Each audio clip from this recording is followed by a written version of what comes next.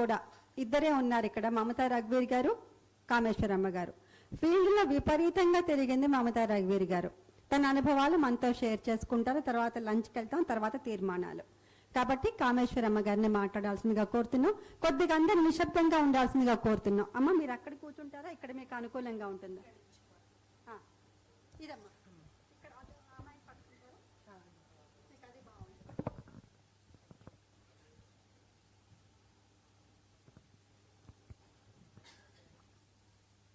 కూర్చుంటే కంఫర్టబుల్ ఉంటుంది. పర్లేదు, నించుంటానండి. నమస్కారం. అంటే ఈ ముఖ్యంగా ఈ మీటింగ్ ముఖ్య ఉద్దేశం ఒకటే, పెరుగుతున్న రిమూవల్స్ని ఆపాలి. అది మనందరి పని, ఒక్కళ్ళది కాదు. అలాగే ప్రభుత్వానిది కాదు, వైద్యులది కాదు, ప్రజలది కాదు, అందరి పాత్ర ఇందులో ఉంది. అయితే ఇందులో బ్లేమ్ గేమ్ వద్దు, వీళ్ళు చేశారు వాళ్ళు చేశారు కాదు. అయితే ఇక్కడ మనము ఈ నోట్ ఇచ్చినప్పుడు సమస్యను చెప్పాం. మీకు ఆ నోట్ వచ్చిందో లేదో తెలియదు. సమస్య ఏమిటి? గర్భసంచిలు ఏ కారణం, సరైన వైద్యం అవసరం లేకుండా తీసేస్తున్నారు. అయితే ఇక్కడ మీకు ఒక ప్రశ్న రావచ్చు, అసలు గర్భసంచిలే తీయకుండా చేయగలమా అంటే చేయలేం. అలాగే సిజేరియన్స్ అవ్వకుండా చేయగలమా? చేయలేం. ఏమి అలాగే ఐవీఎఫ్స్ కాకుండా, మొన్న సృష్టి వివరాలన్నీ వచ్చాయి, మీరు అందరూ న్యూస్లో చూశారు కదా. నన్ను ఒక ఆయన అడిగారు, నేను ఇన్ఫర్టిలిటీ మీద కూడా ఒక బుక్ రాశాను, మీ బుక్ చదివితే ఇంకా ఐవీఎఫ్లు అవ్వండి అని అడిగారు. కాదు, ఐవీఎఫ్లు 3% స్త్రీలకి అవసరం ఉంటాయి. అలాగే 15% స్త్రీలకి సిజేరియన్స్ అవసరం ఉంటాయి. అలాగే అవసరమైతే గర్భసంచి తీయాలి. అయితే మనం ఇదంతా ఎందుకు చెప్తున్నాము? సైంటిఫిక్గా నిజంగా నిరూపణ అయ్యింది, నిజంగా ప్రాబ్లం ఉంది, అప్పుడు తీసుకోవాలి. అప్పుడు నిజంగా మెడికల్ ఇండికేషన్ ఉందని చెప్తాం. అయితే ఎప్పుడు తీయకూడదు అంటే అది కూడా మనం మాట్లాడుకుందాం. అయితే ఇక్కడ వచ్చిన ప్రశ్న ఏమిటి అంటే, ఎందుకు తీసేస్తున్నారు? 1 కోటి పైగా 2015 సంవత్సరానికే 1 కోటి పైగా గర్భసంచులు భారతదేశంలో తీశారని తెలిస్తే, మరి 10 ఏళ్లలో ఇంకా పెరిగాయి కదా, 0.1% పెరిగాయి అప్పటి నుంచి ఇప్పటికి. కానీ ఆంధ్ర తెలంగాణలో ముఖ్యంగా 1% పైగా పెరిగాయి. అంటే గణనీయంగా, అంటే స్టాటిస్టికల్లీ సిగ్నిఫికెంట్ నెంబర్ పెరిగాయి. 2015 నుంచి 2019-21 మధ్యలో జాతీయ కుటుంబ సర్వే, అంటే ఫ్యామిలీ హెల్త్ సర్వే చెప్పిన విషయం అనమాట మనకి. అయితే అది ఏం చెప్తోంది? ఆంధ్రాలో పెరిగాయి, తెలంగాణలో పెరిగాయి, బీహార్లో పెరిగాయి. అయితే ఇక్కడ కర్ణాటకలో కూడా పెరిగాయి, కానీ కర్ణాటకలో రూరల్గానే పెరిగాయి. కానీ ఆంధ్ర తెలంగాణలో రూరల్ అర్బన్ డివిజన్ ఏం లేదు, అన్ని చోట్ల పెరిగాయి, అన్ని జిల్లాల్లో పెరిగాయి. అంటే ఏ జిల్లా అయినా మనకేం లేదు ఏమి. అలాగే బీహార్లో కూడా పెరిగాయి. చాలా ఇంట్రెస్టింగ్. బీహార్లో ఎందుకు పెరిగాయి అంటే బీహార్లో కూడా పెరిగాయి. అయితే ఈ మూడు రాష్ట్రాల్లో గణనీయంగా ఎందుకు పెరుగుతున్నాయి? అయితే చాలామంది పెద్దవాళ్ళ దగ్గరికి వెళ్ళినప్పుడు ఆ డాక్టర్ని షూట్ చేయండి, ఆ డాక్టర్ని పనిష్ చేయండి, లేకపోతే ప్రభుత్వం పని అంటే, మన ఇంట్లో మనం గర్భసంచి తీసుకుంటే అక్కడ ప్రభుత్వం ఏం చేస్తుంది? కేసీఆర్ లేకపోతే రేవంత్ రెడ్డి వచ్చి ఏం చేస్తారు? అయితే మనం ఏం అవగాహన చేసుకోవాలి? మనం ఏం చేసిన తర్వాత ప్రభుత్వాన్ని ఏం చేయమని అడగాలి? ప్రభుత్వ పాత్ర ఎంత, మన పాత్ర ఎంత, వైద్యుల పాత్ర ఎంత? ఇదే విషయం నేను మొన్న మంగళవారం రోజు, ఇవాళ ఆదివారం కదా, గురువారం రోజు మా సీనియర్ డాక్టర్ గారు ఆవిడతో మాట్లాడితే ఆవిడేం చెప్పారంటే, ప్రజలకి ఏం చెప్పినా వేస్ట్ ఏమి. ఆమె స్టేట్మెంట్, ఆవిడ చాలా సీనియర్, చాలా పెద్ద డెవలప్మెంట్ దేశంలో పెద్ద డిగ్రీ ఉన్న డాక్టర్ గారు, చాలా రోజులు ప్రాక్టీస్ చేస్తున్న డాక్టర్ గారు, నువ్వు డాక్టర్లకు అవగాహన ఇవ్వాలి తప్ప ప్రజలకి ఏమిచ్చినా వేస్ట్. ఒక గైనకాలజిస్ట్ నాలెడ్జ్ ముందు ప్రజలను గెలవలేరు అని ఆవిడొక మాట చెప్పారు. అయితే నేను దాన్ని ఒప్పుకోను. ఎందుకు ఒప్పుకోను అంటే, మనం ప్రజల కింద మన నెంబర్ ఎక్కువ, మన శక్తి ఎక్కువ, మన అవగాహన ఎక్కువ. సో మనం దీన్ని ఇంకోటి, అవసరం మనది, మన స్త్రీలదే అవసరం, ప్రభుత్వానిది కాదు.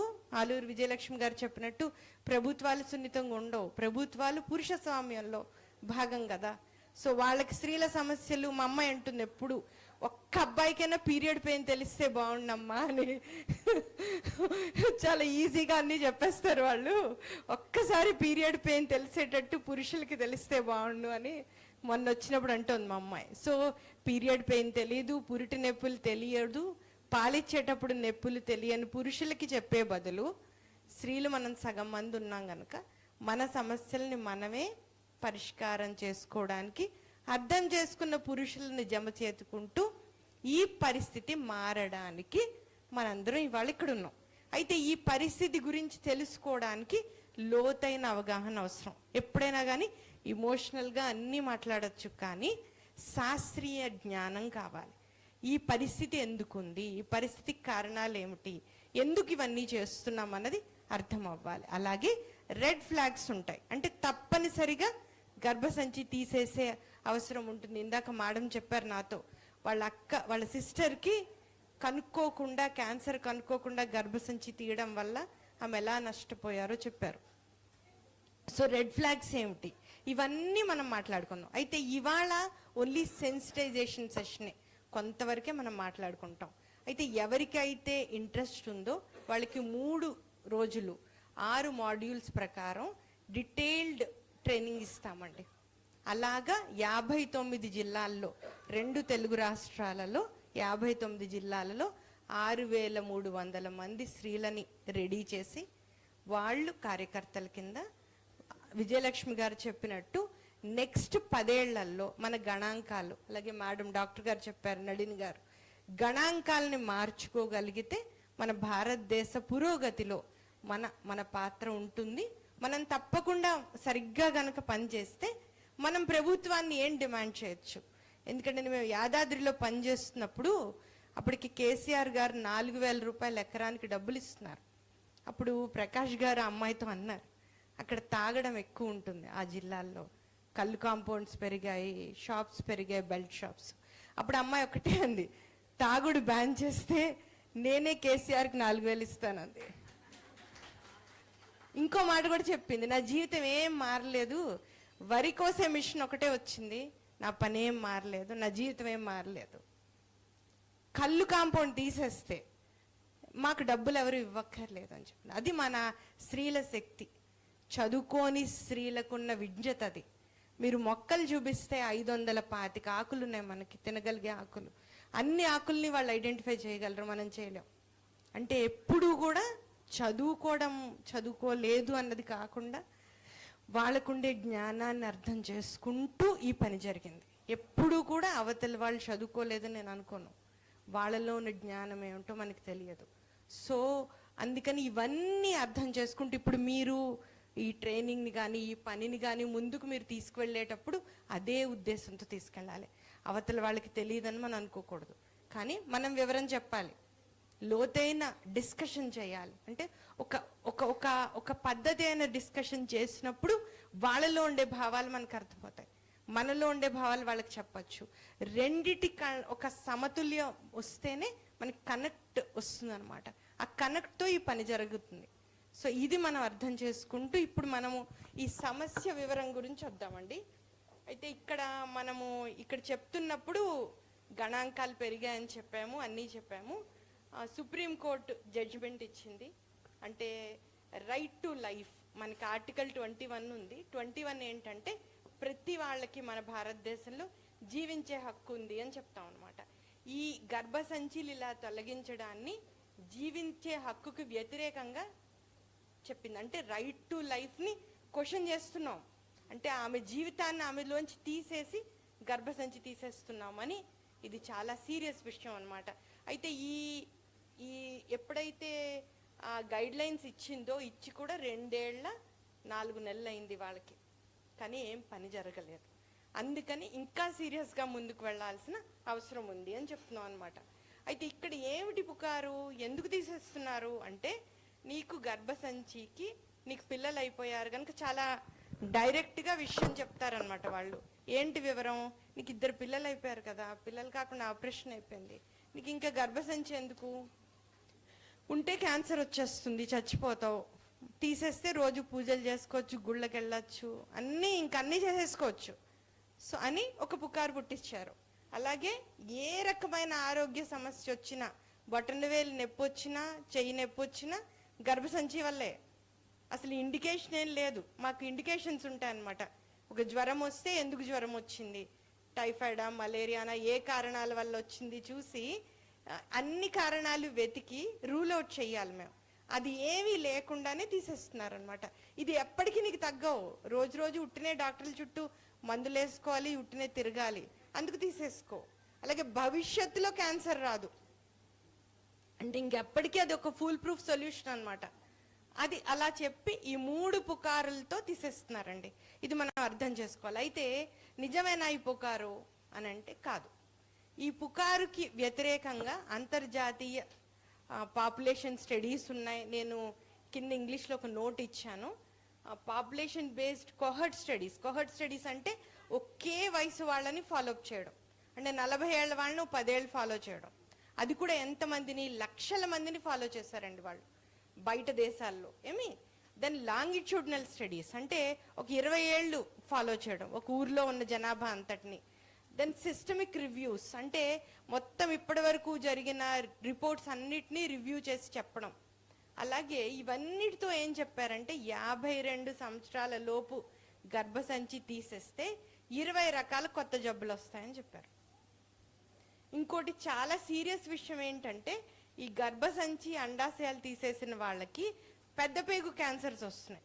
మనం ఏం చేస్తున్నామండి, తీసినందుకు పీరియడ్స్ రావట్లేదు అంతే తప్ప మిగతా అవన్నీ చెడేగా. సో మనం ఇప్పుడు ఎందుకు చేస్తున్నాం ఈ పని అంటే, ఇప్పుడు నేను చాలా మంది అడుగుతారు ఎప్పుడు గర్భసంచి గురించే మాట్లాడుతాం.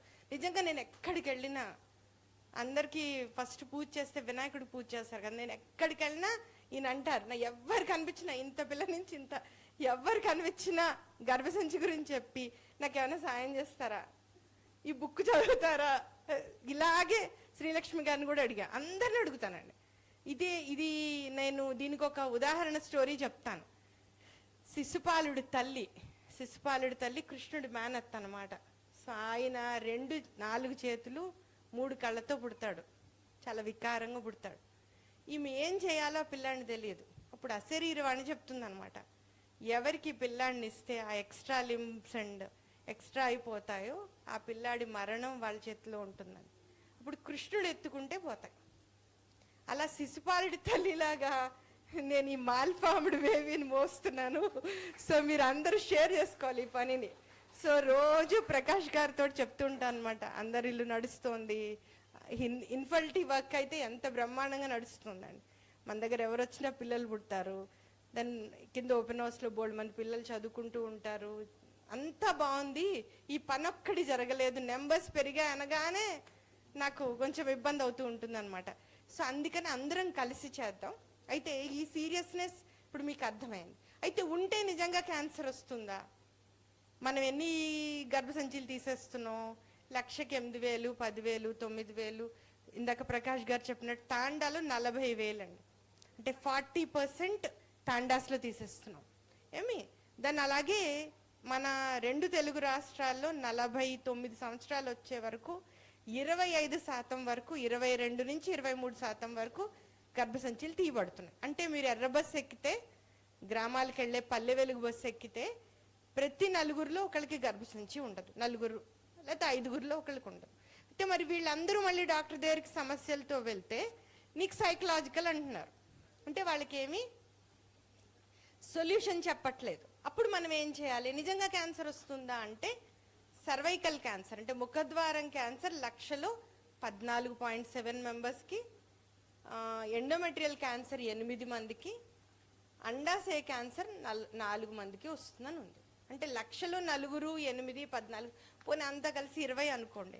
1,00,000లో 20 మందికి వచ్చే క్యాన్సర్కి మనం ఇన్ని వేల సర్జరీలు ఎందుకు చేస్తున్నాం అంటే మన ప్రభుత్వ విధానాల్లో మనం స్క్రీనింగ్ చేయట్లేదు.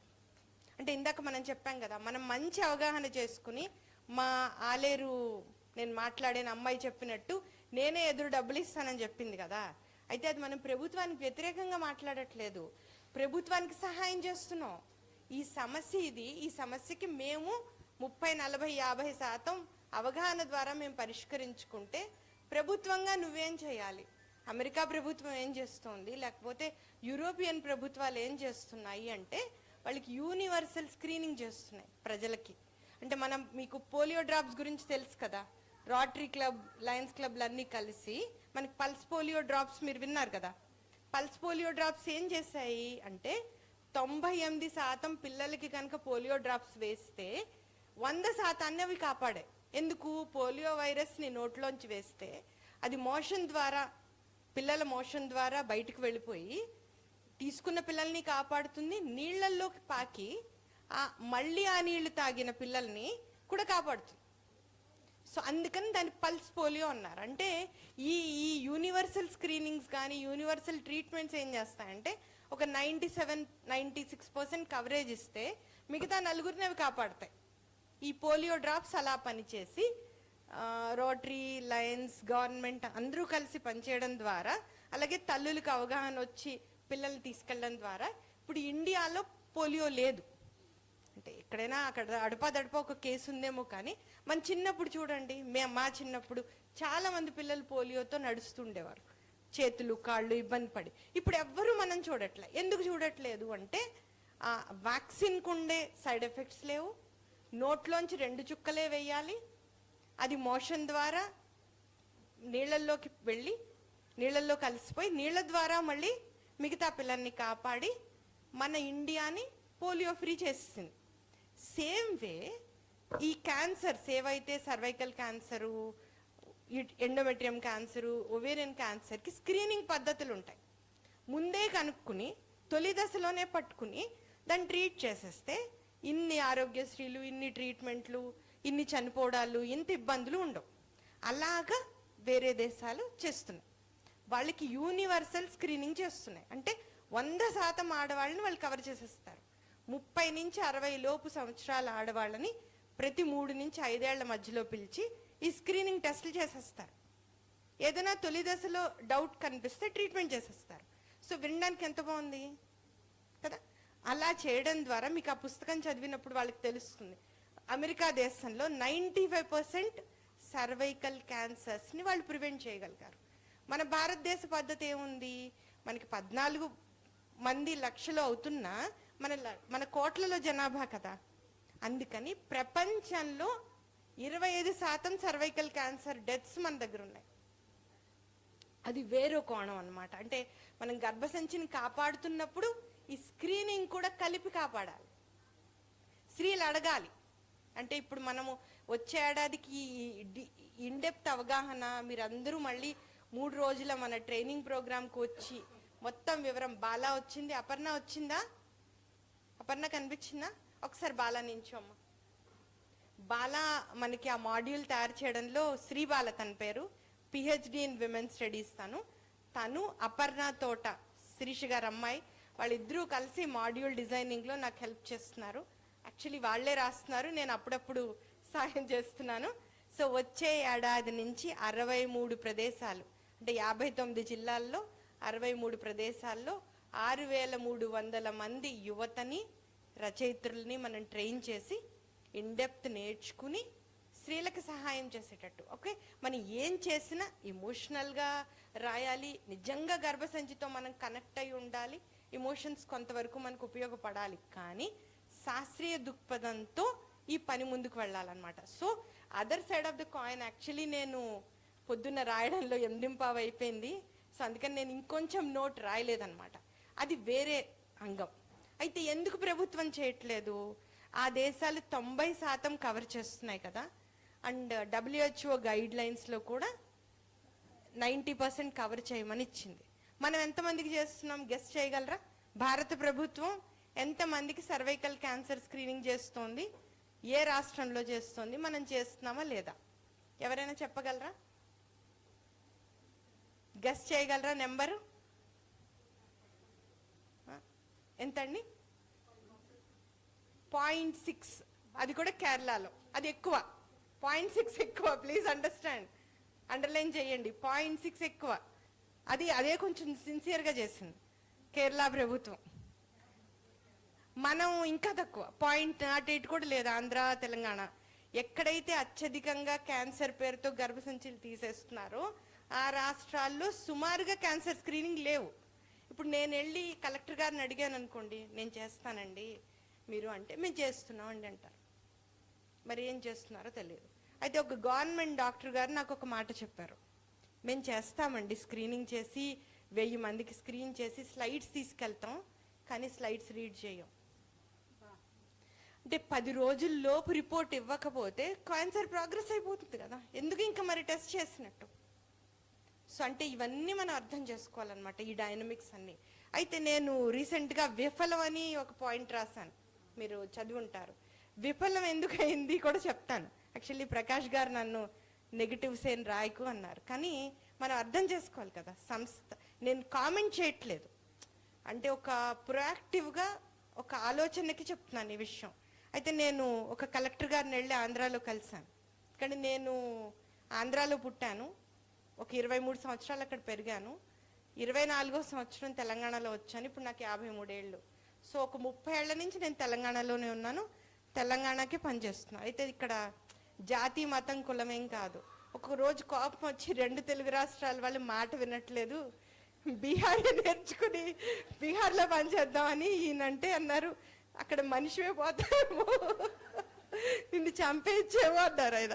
అంటే అట్లీస్ట్ ఇక్కడ ఆ గండం లేదు అని. సో లైటర్ వేలో సీరియస్గా నెక్స్ట్ లెగ్ చెప్పడానికి ఈ మాట చెప్తున్నాను. అయితే ఆయన ఏమన్నారంటే, ఒక టెక్నాలజీ వాడి మేము ఒక ట్రీట్మెంట్ చేయదలుచుకున్నాం, ఈ స్క్రీనింగ్ చేయదలుచుకున్నాం అని చెప్పారు. ఆ టెక్నాలజీ ఏంటంటే ఎడ్ల బండి లెవెల్ టెక్నాలజీ అనమాట. ఇప్పుడు మీరు మెర్సిడెస్ బెంజ్ వచ్చింది, బుల్లెట్ ట్రైన్స్ వచ్చాయి కదా టెక్నాలజీలో మనకి ఇప్పుడు. దాంతో పోలిస్తే మళ్ళీ నేను ఎద్దుబండి ఎక్కుతానని ఎవరైనా అంటామా? మేబీ పొల్యూషన్ ఫ్రీ ఎద్దుబండి మంచిదేమో, కానీ మనం ఎద్దుబండి అయితే ఎక్కం కదా, మన పిల్లలైతే ఎక్కరు. సో అలాంటి టెక్నాలజీ వాడి మేము స్క్రీనింగ్ చేస్తున్నామని ఆయన చెప్పారు.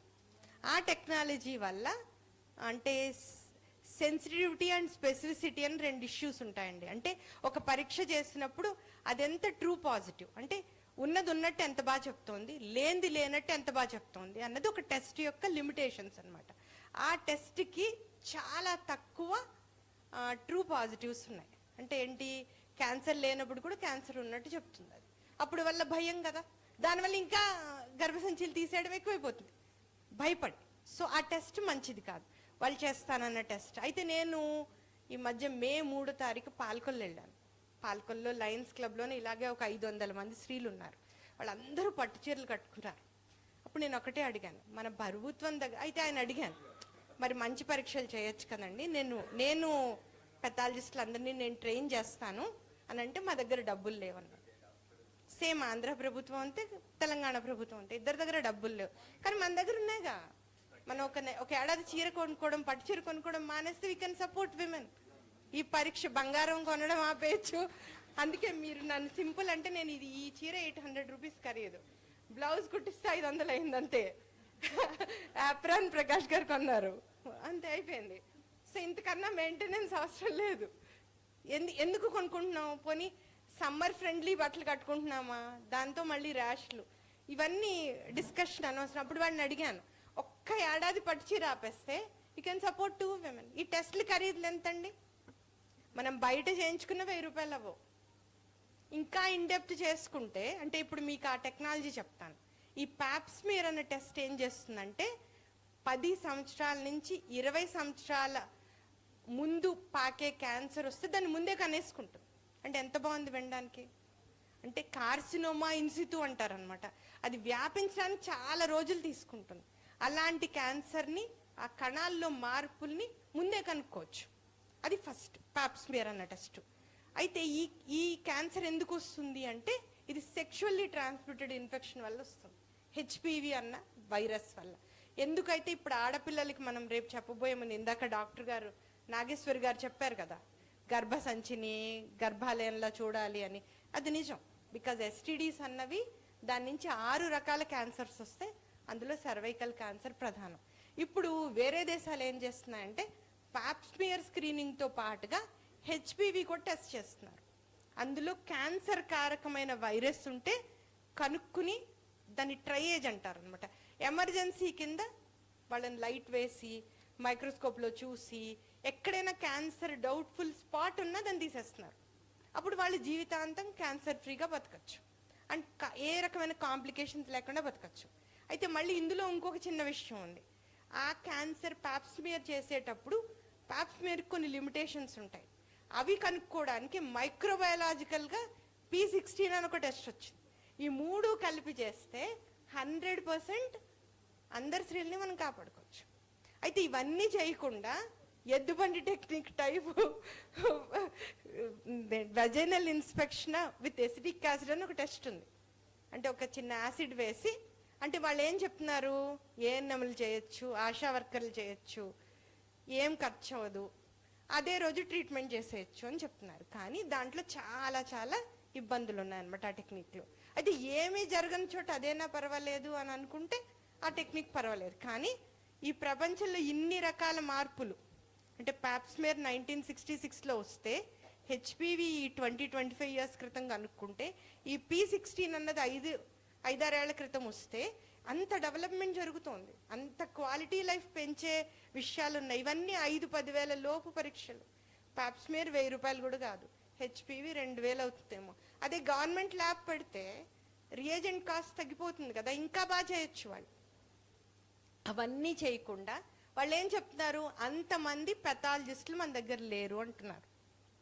సో అంతమంది పెథాలజిస్టులు లేకపోతే ప్రతి వాళ్ళకి, ఇందాక మేడం చెప్పారు, టెక్స్ట్ బుక్ లాగా ఈ అడాల్సెంట్ ఎడ్యుకేషన్ చెప్పచ్చు అని. అలాగే అందరికీ బేసిక్ ఎంబీబీఎస్లోనే, బికాజ్ ఇంతమంది స్త్రీలు ఎంబీబీఎస్ డాక్టర్కి యునాని, ఆయుర్వేద అందరు డాక్టర్లకి నేర్పించవచ్చు. బ్రహ్మ విద్యం కాదు, బికాజ్ మేము అందరం డిసెక్షన్ చేసాము, హిస్టాలజీ స్లైడ్స్ చూసాము, అన్నీ చూసి తెలుసుకున్న వాళ్ళం ఇంటర్మీడియట్ నుంచి తెలుస్తుంది. సో ఈవెన్ ఎంఎస్సి చదివిన పిల్లల్ని కూడా ట్రైన్ చేయొచ్చు. ఇవేమి విపరీతమైన విషయాలు ఏం కావండి. Tata institute of fundamental sciences వాళ్ళు ఎంఎస్సి పిల్లల్ని దీన్ని ట్రైన్ చేశారు. అలాగే ఏఐ కనెక్ట్ చేసి, ఆర్టిఫిషియల్ ఇంటెలిజెన్స్ కలెక్ట్ చేసి అది ప్రైమరీ రీడింగ్ చేసేస్తుంది. ఏదైనా డౌట్ఫుల్ సెల్స్ ఉంటే పెథాలజిస్ట్ చూస్తారు. అలాగే ఏఐని వాడుకోవచ్చు దీంతో. సో ఎన్నో డెవలప్మెంట్స్ అన్ని రకాలుగా జరుగుతున్నప్పుడు మనం తెలుసుకోవాల్సింది ఏంటి, మనం ఏం నేర్చుకుంటున్నాం, ప్రభుత్వాన్ని మనం ఏం అడగాలి. మా అమ్మాయి చెప్పినట్టు 4000 కళ్ళు కాంపౌండ్ తీసేస్తే 4000 నేను ఇస్తానన్నట్టు, నువ్వు నాకు ఈ టెస్టులు చేయించు అని మనం వచ్చే ఎలక్షన్స్కి అడగగలిగితే మన విజయం అవుతుంది అనమాట. అంటే గర్భసంచిలు తీయడం ఆపాలి, ఉన్న గర్భసంచుల్ని రక్షించుకోవాలి. అది ఉట్టినే కబుర్లతో రక్షణ జరగదు. సో మొత్తం ప్రపంచంలో ఇంత మంచి స్క్రీనింగ్ జరుగుతున్నప్పుడు మనకెందుకు ఆ స్క్రీనింగ్ టెస్టులు చేయట్లేదు? ఇప్పుడు నేను మహిళా సమాఖ్య మెంబర్స్ వచ్చారు, వాళ్ళు ఇంట్రెస్ట్కి కనెక్షన్స్ అన్నీ, మీ దగ్గర డబ్బులు ఉంటాయి కదా, మీ డబ్బులే పెట్టుకోవచ్చు. నేను ఏడాదికి 500 ఇస్తాను, 5 ఏళ్లకు ఒక పరీక్ష, 2500తో పరీక్ష అయిపోతుంది. అందరూ భయపడకుండా ఉండొచ్చు, ధైర్యంగా ఉండొచ్చు, టెస్టులు కరెక్ట్గా చేసుకోవచ్చు కదండి.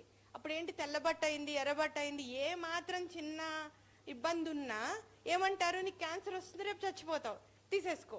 ఇంక వాళ్ళు ఎంత ఏడుపు అంటే, నా పిల్లలు ఉన్నారు, నా చిన్న ఏజ్, నా పిల్లలు ఏమైపోతారో అని ఆడవాళ్ళకి అదే వచ్చేస్తుంది ఫస్ట్ కదా. అస్సలు పరీక్షలు ఏమీ చేయకుండా క్యాన్సర్ భయపెట్టి తీసేయడం ఎంత తప్పు కదా. సో ఇది మనం అర్థం చేసుకుని ఈ కాంటెక్స్ట్, ఈ టెస్ట్లు ఎవరు చేస్తున్నారు. ఒకవేళ మనం ప్రైవేట్ దగ్గరికి వెళ్ళి, ఇప్పుడు మీరు చాలా ప్రైవేట్ ల్యాబ్స్ ఉన్నాయి, పెద్ద పెద్ద ఆర్గనైజేషన్స్ ఉన్నాయి, లైక్ గవర్నమెంట్ అండ్ సాఫ్ట్వేర్, వాళ్ళందరికీ ఆ పరీక్షలు ఇయర్లీ చేయిస్తూ ఉంటారు. నిజంగా వాళ్ళకి అవసరమా? వాళ్ళకి అవసరం లేదు. ఏ భార్యకైతే భర్తకి మల్టిపుల్ పార్ట్నర్స్ ఉన్నారో, చిన్న వయసులో పెళ్ళైపోయిందో, ఎక్కువ సంతానం ఉందో, ఆమెకు అవసరం. హైజీనిక్ పరిస్థితుల్లో జీవించట్లేదో, ఇందాక మేడం చెప్పారు నళిని గారు, అసలు వాళ్ళు పోషకాహారమే తీసుకోవటం లేదు, వాళ్ళకి అత్యంత అవసరం. వాళ్ళు కాకుండా మనం రోజు చేసుకోవడం అవసరం లేదు. మనం ఈ పరీక్ష చెప్పగానే, నేను ఎక్కడికైనా వెళ్ళి మీటింగ్ చేయగానే నాకేమైపోతుందన్న వాళ్ళే ఉంటారు తప్ప, ఓకే నేను చేసుకుంటాను, నేను రక్షణ. మనం ఫ్లైట్లో వెళ్తుంటాం, ఆక్సిజన్ మాస్క్లు వస్తే ఫస్ట్ మనం ఆక్సిజన్ మాస్క్ పెట్టుకునే వేరే వాళ్ళకి సాయం చేయండి అని చెప్తాం, అది కరెక్టే. అంటే మన్ని రక్షించుకుంటూ తోటి వాళ్ళకి ఏం చేస్తున్నాం, అది చాలా ఇంపార్టెంట్. ఎవరు వల్నరబుల్, ఎవరికి అత్యంత అవసరం వాళ్ళని చెయ్యాలి. కానీ మనం చేసుకుని, మనం ప్రతి 6 నెలలకి నా దగ్గర వస్తుంటారు కట్టలు రిపోర్ట్లు పట్టుకుని, ప్రతి 3 నెలలకి షుగర్ టెస్ట్లు, కొలెస్ట్రాల్ అన్ని గైడ్ లైన్స్ అవేం చెప్పట్లా. 2-3 ఏళ్ళకి ఒకసారి చేసుకో. మన దగ్గర విపరీతం అయిపోయింది అనమాట. ఒకవైపు విపరీతమైన పరీక్షలు, విపరీతంగా డాక్టర్ షాపింగ్లు, ఒకవైపు అసలు ఏమీ లేని అక్కర్లేని వైద్యాలు.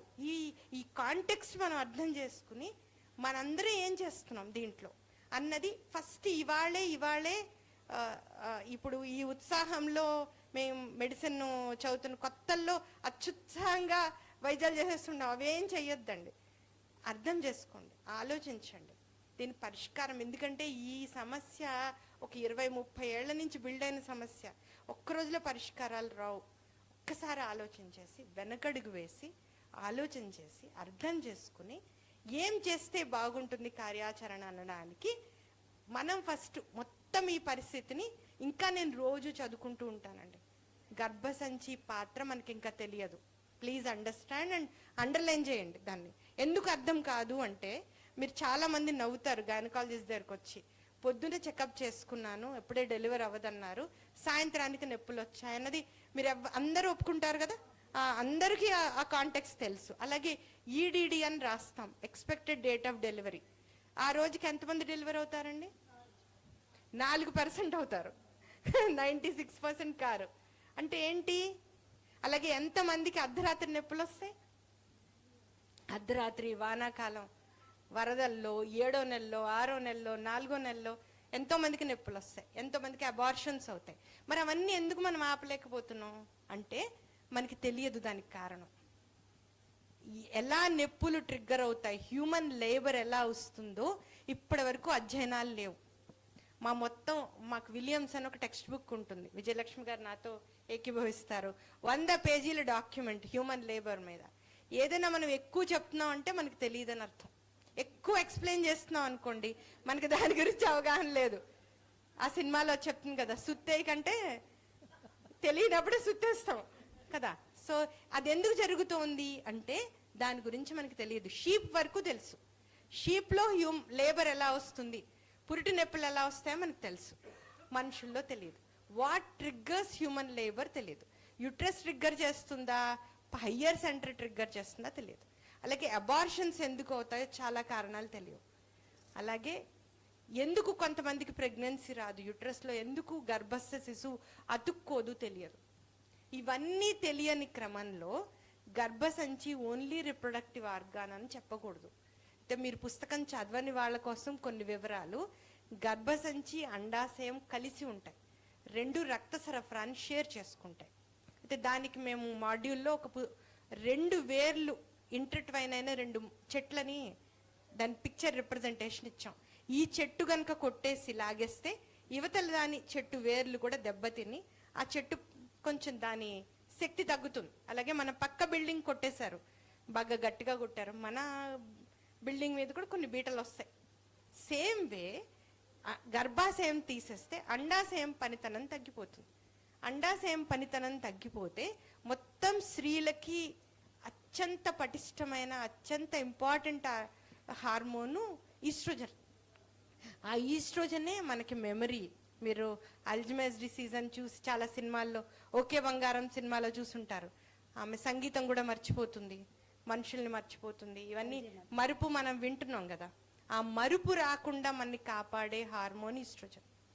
డిప్రెషన్ రాకుండా చాలా మంది చూడండి ఆడవాళ్ళలో, నేను చాలాసార్లు వాళ్ళకి క్లినిక్ వెళ్తే మావారంటారు, రోజు నీకు ఒక స్టోరీస్ వింటూ ఉంటావు, ఇంట్రెస్టింగ్ స్టోరీస్ అని. కాదు, వాళ్ళ రెసిలియన్స్ పవర్. స్త్రీలంటే అద్భుతమైన విషయం అండి.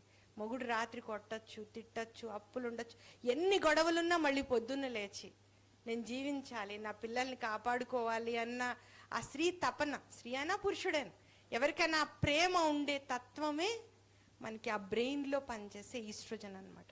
ఆ ఈస్ట్రోజన్ని మనం తీసేయడం వల్ల ఈ హార్మోన్ మార్పులన్నీ జరుగుతున్నాయి. ఎముకలు గట్టితనం, కొలెస్ట్రాల్. మీరు ఇంకొక అద్భుతమైన విషయం చెప్తాను. 52 లోపు స్త్రీలకు మీరు హార్ట్ అటాక్ చూసారా? ఎవరైనా చూస్తే చెప్పచ్చు. పురుషులకు చూసారు 35, 40. ఇంకా చిన్నపిల్లలు ఇప్పుడు మనకి చాలా న్యూస్లో సడన్గా ఎక్సర్సైజ్ చేస్తూ కొలాప్స్ అయ్యారని.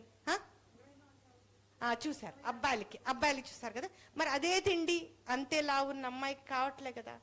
ఎందుకు కావట్లేదు అంటే ఈ ఈస్ట్రోజన్ మనని కాపాడుతుంది.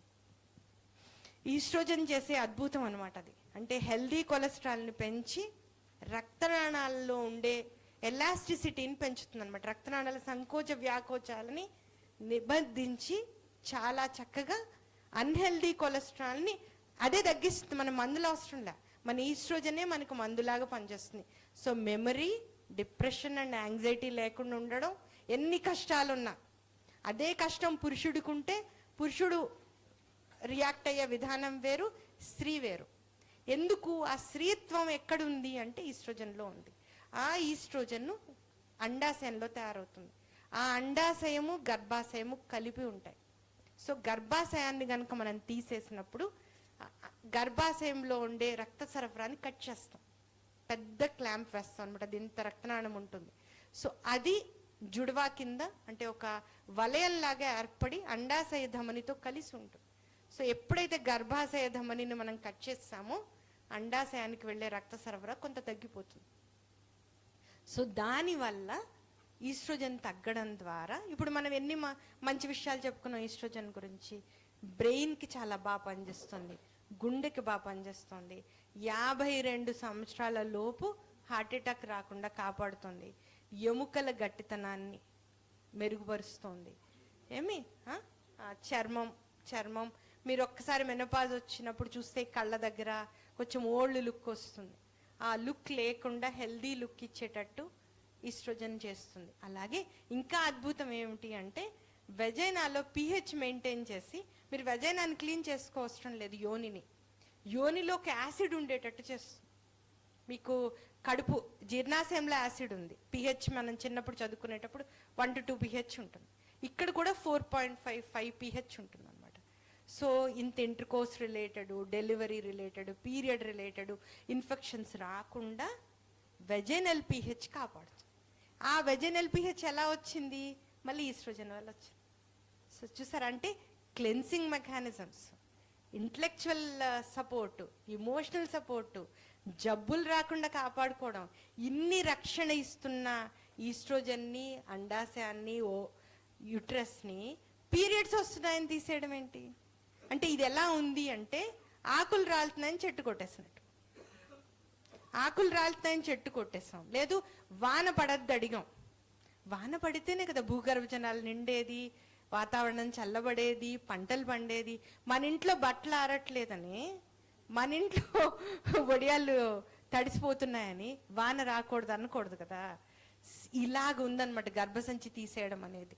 సో ఇది అంతా లోతైన ఆలోచన మనందరం చేసుకుని మనందరం కలిసి వచ్చే 7 ఏళ్లలో లేతే వచ్చే 5 ఏళ్లలో మనం ఇంత చక్కగా అర్థం చేసుకుని ఇమోషనల్గా ఇదేంటి, ఇంటలెక్చువల్గా ఏంటి, ఫిజికల్గా ఇదేమిటి, 3 రకాలు అర్థం చేసుకోవాలి. ఫిజికల్గా ఏమిటి? గర్భం ధరించే అవయవం, దీనికి పీరియడ్స్ వస్తాయి, పెయిన్ వస్తుంది, కాళ్ళు లాగుతాయి, చేతులు లాగుతాయి, తెల్లబట్ట వస్తుంది. ఇవన్నీ ఉంటూనే బ్యాక్గ్రౌండ్లో ఇది చేసే మంచి ఏమిటి అంటే నీ బ్రెయిన్ని శాంతంగా పెడుతుంది, నీ బ్రెయిన్ ఆరోగ్యంగా ఉంటుంది. ఇంకా ఇంట్రెస్టింగ్ ఏంటి, మెనోపాజ్ తర్వాత కూడా ఇవి 10 ఏళ్ళు పనిచేస్తాయి. నేను బుక్లో కూడా రాశాను, కరివేపాకు ఎండిపోతే కూడా కొంత సువాసన ఉన్నట్టు ఇంకో 10 ఏళ్ళు పనిచేస్తాయి. అంటే 65 తర్వాతే ఏమన్నా చిన్న చిన్న ప్రాబ్లమ్స్ వస్తే రావచ్చు. అయితే అందరికీ ప్రాబ్లమ్స్ వస్తాయా? ఇందాక కూడా అమ్మాయి నన్ను అడిగింది, అమ్మాయి పేరేంటి నాతో, నేను అమ్మాయి పేరు అడగలేదు. సో అందరికీ సమస్యలు ఉంటాయా? మెనోపాజ్తో ఉండవు. ప్రెగ్నెన్సీలో అందరికీ సమస్యలు ఉంటాయా? ఉండవు. పీరియడ్స్లో అందరికీ సమస్యలు ఉంటాయి? ఉండవు. ఇవన్నీ ఫిజియలాజికల్ ఈవెంట్స్, అంటే సాధారణమైన ప్రక్రియలు. అంటే మొక్క పెరగడం, చెట్టు అవడం, పూలు పూయడం, కాయలు కాయడం, పండు అవడం, రాలిపోవడం ఏవైతే జరుగుతున్నాయో అలాగే స్త్రీ శరీరంలో సహజంగా జరిగే ప్రక్రియలు. వీటిలో ఒక 10-15% మందికే ఇబ్బందులు ఉండొచ్చు. అప్పుడే వైద్యం. ఇబ్బందులు లేకపోతే యాక్టివ్ అబ్జర్వేషన్ అంటాం మేము. ఏం చెయ్యం, ఉట్టినే చూస్తుంటాం. చిన్నపిల్లాడు ఉన్నాడండి, నడుస్తున్నాడు, వాడు పడిపోకుండా చూసుకోవాలి తప్ప వాడు నడుస్తున్నప్పుడు మీ అసిస్టెన్స్ అక్కర్లా. తప్పుడడుగులు వేస్తూ వెళ్తూ ఉంటాడు కదా, ఉట్టినే చూస్తూ ఉండాలి. పడిపోకుండా అక్కడ ఏమైనా హార్ష్ సబ్జెక్ట్స్ గుచ్చుకునేవి దెబ్బ తగిలేవి ఏమి లేకుండా చూస్తే సరిపోతుంది.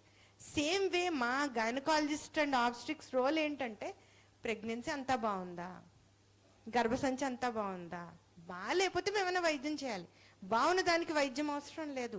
ఇందాక నేను చెప్పినట్టు ఆ శరీరమే హీలింగ్ మెకానిజం ఉంది. ఇంకా ఇంట్రెస్టింగ్ విషయం ఒకటి చెప్తాను. గర్భసంచి ఉన్న స్త్రీలకి చర్మం ఎంత మందంగా ఉంటుందంటే 45 కణాల మందం ఉంటుంది. సో దానివల్ల మీరు వెజైనల్గా సెక్స్ జరిగినా ఏం జరిగినా ఎందుకు ఇంజురీస్ లేవు, ఎందుకు హీల్ అయిపోతున్నాయి, ఎందుకు ఇంత కష్టం ఉన్నా ఎందుకు దాంట్లో రీజనరేషన్ అయిపోతుందంటే ఈస్ట్రోజన్ వల్ల. So oestrogen is like growth hormone అనమాట. సో ఇవన్నీ మనం అర్థం చేసుకుంటూ ఇంత మంచి చేసే అవయవంలో ఒక 14% సమస్య రావచ్చు. ఇప్పుడు నాకు ఇవాళ చెయ్యి నొప్పి ఉందండి, నేను చెయ్యి తీసుకోవట్లే, రేపు ఎప్పుడో ఫ్యూచర్లో గుండె హార్ట్ అటాక్ వస్తుందని మనమేం స్టెంట్లు ముందే వేసుకోవట్లా కదా. అలాగే గర్భసంచిని కూడా కాపాడుకోవాలి. ఎలా కాపాడుకోవాలి అంటే మంచి ఆహారం తినాలి. ఇందాక నళిని గారు చెప్పారు, ఆలూరు విజయలక్ష్మి గారు చెప్పారు, ప్రకాష్ గారు చెప్పారు. సో మనకి ఎన్ని ఆకుకూరలు ఉన్నాయండి, ఇది ఒక్కటి చెప్పి నేను క్లోజ్ చేస్తాను. Edible grains in Telangana and Andhra 525 ఆకులు ఉన్నాయి. మనకి ఎన్ని తెలుసు? ఒక 10-20 తెలుసు. నేను కొంచెం గ్రామాలకు వెళ్ళినప్పుడు నాకు ఇంకో 50 తెలుసు, నాకు 70 వరకు తెలుసు. మా మాధవి ఉంది, మాధవి ఒకసారి నించోమ్మా. మాధవి నీకెన్ని తెలుసు? ఒక 100 తెలుసు ఆ పాపకి. ఆ పాప ముద్దాపురం అండ్ ఆ ఊరి నుంచి వచ్చింది. తన సహాయంతో నల్గొండ నుంచి వచ్చింది. తన సహాయంతో మేము ఒక వీడియో కూడా తీసాం. ఒక పెద్దమ్మ మాకు చూపిస్తున్నట్టు ఆ ఆకులు ఎలా వాడతారు అని. సో ఇప్పుడు మనము నిజంగా కిచెన్ గార్డెన్ పెట్టాలండి. మన చాలా మంది గవర్నమెంట్ రూల్ కదా, అసలు కిచెన్ గార్డెన్ అక్కర్లా, ఒక ప్లేస్ వదిలేయండి, అవే వస్తాయి. తెల్ల గరిజేరు వస్తుంది, ఎర్ర గరిజేరు వస్తుంది, కొండపిండాకు వస్తుంది, అన్నీ వస్తాయి. సారు ఫారెస్ట్ నుంచి ఐఎఫ్ఎస్ ఆయన ముందు నేను మాట్లాడకూడదేమో. మీ ప్రోగ్రాంలోనే భాస్కర్ రమణమూర్తి గారు అప్పుడు ఫారెస్ట్ అకాడమీ ఎక్కడండి, దూలపల్లిలో ఒక ప్రోగ్రాంలో బయోడైవర్సిటీ మీద మాట్లాడుతూ ఒక పెద్ద అని చెప్పారండి ఈ 525 ఆకులు. అప్పుడే నాకు తెలిసింది. సో భాస్కర్ రమణమూర్తి గారు చేసిన ప్రోగ్రాంలో. అయితే ఈ తర్వాత నేను గ్రామాలకు వెళ్ళడం, వాళ్ళని అర్థం చేసుకోవడం, అయితే ప్రతి మొక్కకి ఫోటో తీసుకోవడం.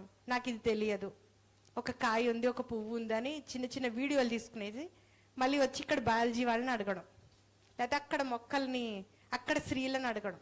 వాళ్ళు చెప్తారు, వాళ్ళకి తెలుసు. గొర్రెల కాపర్లకి, పొలాల్లో పనిచేసుకునే ఆడవాళ్ళకి తెలుసు అనమాట, వాళ్ళకి చాలా నాలెడ్జ్ ఉంది దాని మీద. సో అయితే 525 ఆకులు ఉంటే మన వాళ్ళు ఎంతమంది రక్తహీనతతో ఉన్నారండి? మనకి 365 రోజులు సుమారు సూర్యరశ్మి ఉంది. కెనడా కాదు, సగం రోజులు చీకటి లేదు కదా, సూర్యరశ్మి ఉంది, పంట పండుతోంది, వాన ఉంది, 525 ఆకులు ఉన్నాయి. మన స్త్రీలు ఎంతమంది రక్తహీనత ఉందంటే 50% పైన రక్తహీనత ఉంది.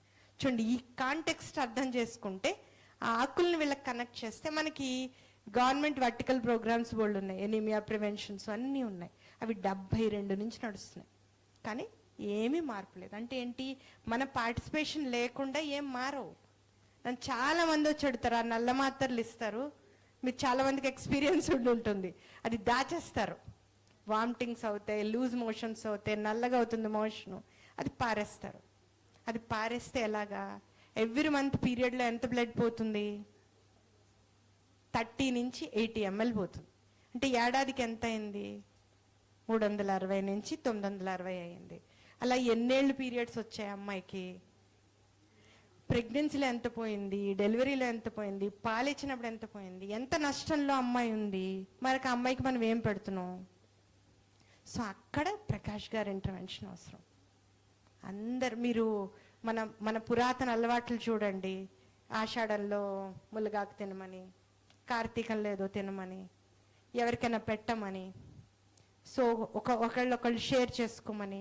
మా చిన్నప్పుడు అండి, మా వీధిలో ఎవరు ప్రెగ్నెంట్ ఉన్నా ఎవరో ఒకళ్ళు వచ్చి ఏదో ఒక స్పెషల్ ఇచ్చేవారు. ఆ ఇంట్లో ఓపలేని అమ్మాయి ఉంది, అమ్మాయికి ఏమైనా పెట్టండి అని అడిగేవారు. మనం ఆ షేరింగ్ అంతా మర్చిపోయాం. గ్రామాలకు వెళ్ళి ఈయన అడుగుతుంటారు, నువ్వేం కూర చేస్తావు, మీ పక్క వాళ్ళకి పెట్టావా అంటే, నేను ఎందుకు పెట్టాలి అని అంటారు. సో అంటే మనం మళ్ళీ అవన్నీ నేర్చుకున్నాం. అంటే ఉన్నతమైన మంచి పాత సంప్రదాయాలను మళ్ళీ మనం రివైవ్ చేసుకున్నాం. దాంట్లో గ్రీన్స్ యాడ్ చేద్దాం. మనంతా ఇంకా చాలా, ఒక మీటింగ్ కాదు, చాలా చక్కటి కార్యాచరణ చేసుకున్నాం. రాయగలిగే వాళ్ళు ఉన్నారు, పని చేయగలిగే వాళ్ళు ఉన్నాం, అర్థం చేసుకునే వాళ్ళు ఉన్నాం. అందరం కలిసి కనుక మనం పని చేయగలిగితే అన్ని జిల్లాలలో కమింగ్ 7 yearsలో మార్పు రావాల్సిందే. దానికి మనందరం పాత్ర వహిద్దాం. ఇంకోటి, ఎందుకు ఎనీమియా గురించి చెప్పారు అని మీరు అడగచ్చు. రక్తహీనత గురించి. రక్తహీనత ఉన్న స్త్రీకి కాళ్ళు లాగుతూ ఉంటాయి, చేతులు లాగుతూ ఉంటాయి, నడుము నొప్పి ఉంటుంది. ఈ అమ్మాయి ఈ సమస్యలతో డాక్టర్ దగ్గరికి వెళ్ళినప్పుడు ఐరన్ సప్లిమెంట్స్ ఇస్తే సరిపోతుంది, గర్భసంచి తీసేస్తున్నారు. సో ఇందాక చెప్పా కదా, మోకాలు నొప్పి, బటన్ వేలు నొప్పి, నడుము నొప్పి, కాలు నొప్పి.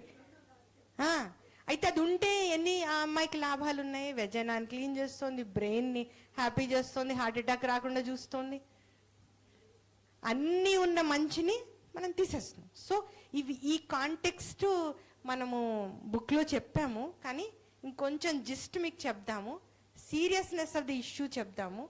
మనం నేర్చుకోకపోతే, నా దగ్గర వచ్చి చాలా మంది అంటారు, నేను ఇవన్నీ చదవడం ఎందుకండి, 500 డబ్బులు ఇస్తే, 1000 రూపాయలు డబ్బులు ఇస్తే డాక్టర్లు చెప్తారు.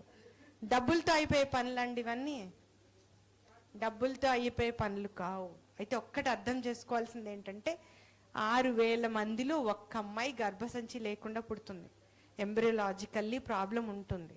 అయితే మిగతా 599 మందికి ఉన్న గర్భసంచిని కనుక మనం కాపాడగలిగితే వాళ్ళ ఆరోగ్యాలు 80-90 ఏళ్ల వరకు వాళ్ళు ఆరోగ్యంగా ఉంటారని చెప్తుంది సైన్స్.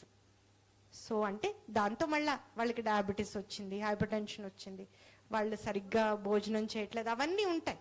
బట్ సహజంగా భగవంతుడు మనకిచ్చిన శక్తి అదనమాట. ఇంకొక విషయం ఏంటి అంటే, పుట్టిన పిల్లల్లో కూడా మీరు గమనిస్తే మీకు ఐడియా ఉంటుంది, అతి తక్కువ బరువుతో ఆడపిల్ల పుట్టిన బతుకుతుంది.